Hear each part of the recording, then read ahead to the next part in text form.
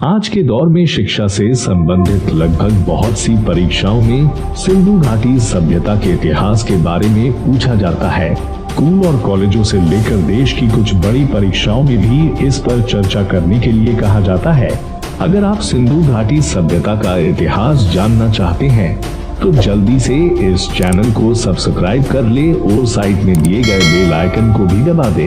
दुनिया की लगभग बहुत सी संस्कृतियां, सभ्यताएं और नगरों का विकास नदियों के किनारे ही हुआ है। जिस प्रकार मिस्र की सभ्यता नील नदी के किनारे फली फूली और विकसित हुई है, उसी तरह सिंधु घाटी की सभ्यता भी सिंधु नदी के किनारे उपजी है। वर्तमान में सिंधु नदी का उद्गम स्थान चाइना है। चाइना से निकलने वाली सिंधु नदी भारत होते हुए पाकिस्तान की तरफ बहती है।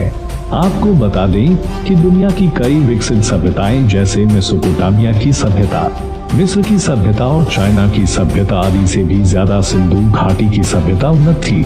3500 से 1700 ईस्वी सन पूर्व तक सिंधु घाटी की सभ्यता विश्व की सबसे पुरानी और विकसित सभ्यता में से सबसे मुख्य थी। इस सभ्यता का विकास दक्षिण एशिया के पश्चिमी भाग में यानी कि अखंड भारत के पश्चिमी भूभाग के बहुत बड़े क्षेत्रफल में फैला हुआ था। सिंधु नदी के किनारे बसने के कारण इस सभ्यता को सिंधु घाटी की सभ्यता कहा जाने लगा। सिंधु घाटी सभ्यता बहुत हद तक इराक के मेसोपोटामिया सभ्यता के अंतर्गत सुमेरु जो की शहरी भागों में आते थे उनसे मिलती जुलती थी। प्रारंभ में खेती करके लोग अपना गुजारा करते थे। समय बदलने के साथ लोगों के जीवन शैली में भी बदलाव आया। अब लोग खेती करके जो उत्पाद होता था उसे दूसरे लोगों को बांटने लगे और मुनाफा कमाने लगे।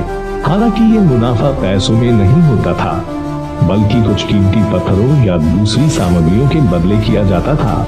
धीरे धीरे सिंधु सभ्यता की अर्थव्यवस्था में भी बदलाव आए और पशुपालन तथा कृषि के साथ साथ व्यापार और वाणिज्य में भी विकास हुआ। सिंधु घाटी की सभ्यता अपने नगर नियोजन के लिए सबसे अधिक प्रख्यात है। जब भारत अंग्रेजों का गुलाम था उस समय 1826 में चार्ल्स मैसेज ने पहली बार सिंधु घाटी सभ्यता के विषय में कुछ धुंधली जानकारियां दी थी, लेकिन वह मान्य नहीं हुई। जब लाहौर से कराची तक रेलगाड़ी बनाने के लिए खुदाई काम चल रहा था तो विलियम बर्टन और जेम्स बर्टन नामक दो भाइयों को खुदाई करते वक्त कुछ ईंटें साक्ष्य के रूप में मिली थी। वे लोग इस बात से बिल्कुल अनजान थे कि उन्होंने जिन ईंटों को खोजा था वह साधारण नहीं थी।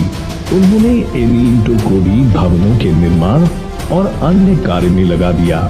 इसके पश्चात अलेक्जेंडर कनिंघम ने 1856 में सिंधु घाटी सभ्यता के पूरे क्षेत्र का दौरा किया और सर्वेक्षण के बाद यह पाया कि इस विलुप्त सिंधु घाटी सभ्यता का कुल क्षेत्रफल लगभग 13 लाख किलोमीटर प्रति स्क्वायर से भी अधिक हो सकता है। सन 1921 में अंग्रेज ऑफिसर जॉन मार्शल के नेतृत्व में राय बहादुर दयाराम साहनी ने सिंधु घाटी सभ्यता की खुदाई शुरू की। जब धीरे धीरे करके इसके अवशेष दिखने लगे तो सभी आश्चर्यचकित थे।